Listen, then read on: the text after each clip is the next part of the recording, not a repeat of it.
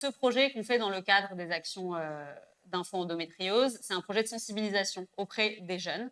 Donc en fait, on a monté des partenariats avec des structures associatives de quartier, des associations, et la mairie de Paris et les territoires santé de prévention pour sensibiliser à l'endométriose avec de la médiation artistique. Donc l'idée, en fait, c'est de travailler avec des artistes qui sont engagés dans leur vie de tous les jours et qui viennent aider les jeunes à sensibiliser et ensuite mettre en pratique leur créativité. Et donc, on implique des jeunes artistes engagés comme Bettina et Morgane, photographes et poètes, qui viennent auprès des jeunes nous aider à sensibiliser les jeunes à la question de l'endométriose et tous les sujets que l'endométriose englobe, donc l'intimité, la douleur des règles, tous les tabous qu'il y a autour de l'intimité et du rapport au corps, de manière à trouver une expression créative et approfondir ces sujets au-delà de l'endométriose. On a un atelier d'écriture qui a été monté par Morgane Hortin, qui est poète et écrivaine.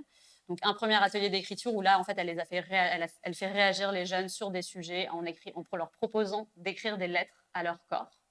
Donc une lettre à ton ventre, une lettre à tes cheveux, une lettre à tes yeux, par exemple.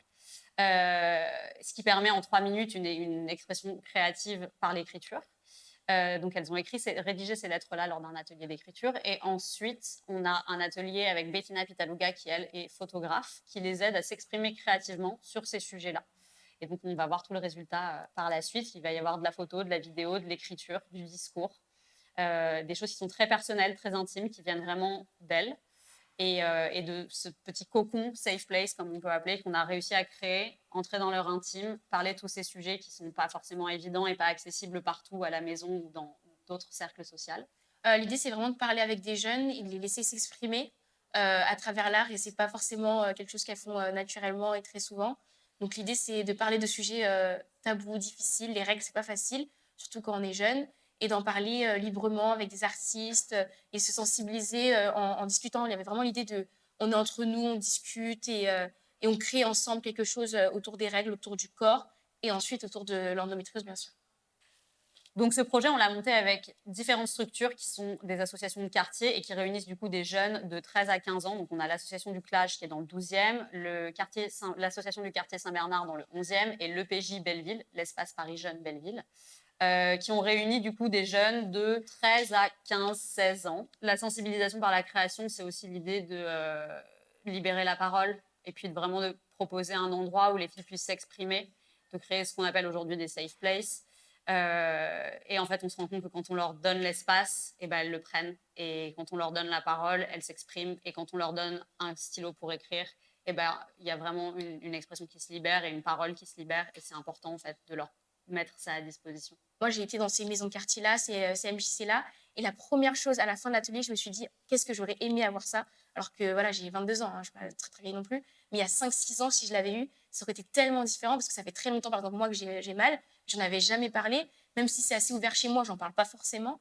Et si j'avais eu un atelier comme ça dans ma maison de quartier, qui est vraiment ce type-là, avec ce genre de public également, ça aurait été tellement plus simple, ça aurait été plus simple d'en parler, on en aurait parlé beaucoup plus simplement. Maintenant, je m'en souviens qu'au collège, au lycée, juste demander une serviette hygiénique, je n'osais pas aller à l'infirmière, quoi.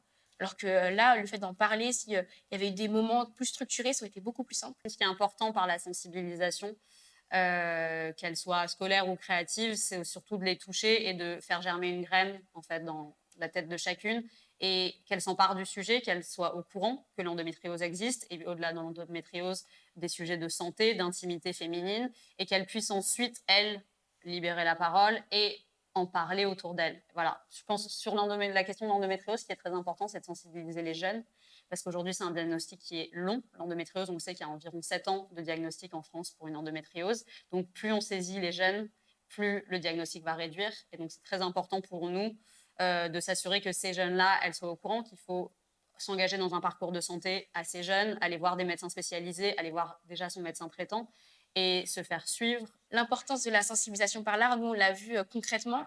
Quand on est arrivé dans la première sensibilisation, c'était ultra difficile de parler de règles. On a parlé de règles, il y a eu un silence dans la salle qui était assez gênant.